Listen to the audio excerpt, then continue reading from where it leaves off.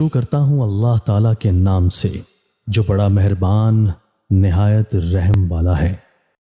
حضرت عمر بن خطاب رضی اللہ تعالیٰ عنہ کہتے ہیں کہ میں رسول اللہ صلی اللہ علیہ وآلہ وسلم کے پاس آیا۔ آپ ایک چٹائی پر لیٹے ہوئے تھے۔ میں آ کر بیٹھ گیا تو کیا دیکھتا ہوں کہ آپ ایک تہبند پہنے ہوئے ہیں، اس کے علاوہ کوئی چیز آپ کے جسم پر نہیں ہے۔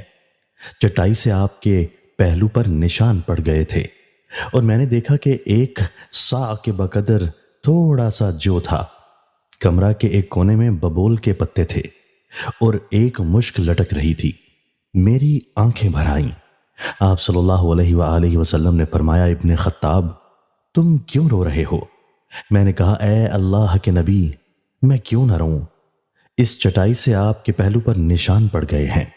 یہ آپ کا اثاثہ پونجی ہے جس میں بس یہ چیزیں نظر آ رہی ہیں، اور وہ کیسر و کسرا پھلوں اور نہروں میں آرام سے رہ رہے ہیں۔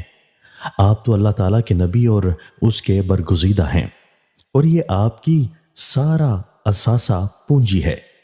آپ صلی اللہ علیہ وآلہ وسلم نے فرمایا، اے ابن خطاب، کیا تم اس پر راضی نہیں ہو کہ ہمارے لیے یہ سب کچھ آخرت میں ہو اور ان کے لیے دنیا میں؟ میں نے عرض کیا، کیوں نہیں؟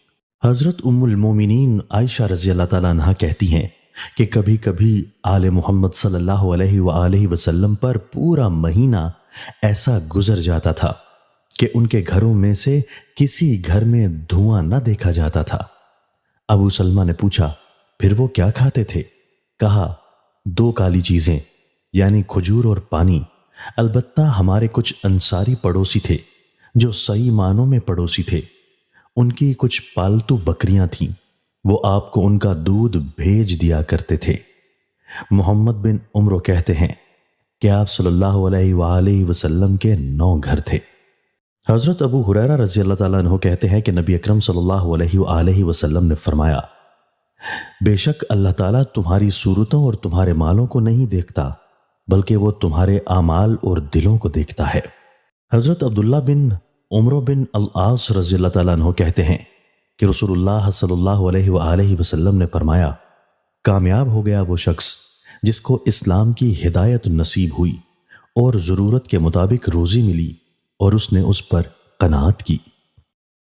دوستو، اللہ تعالیٰ ہمیں ان احادیث مبارکہ پر عمل کرنے اور اپنی زندگیوں کو سنوارنے کی توفیق عطا فرمائے۔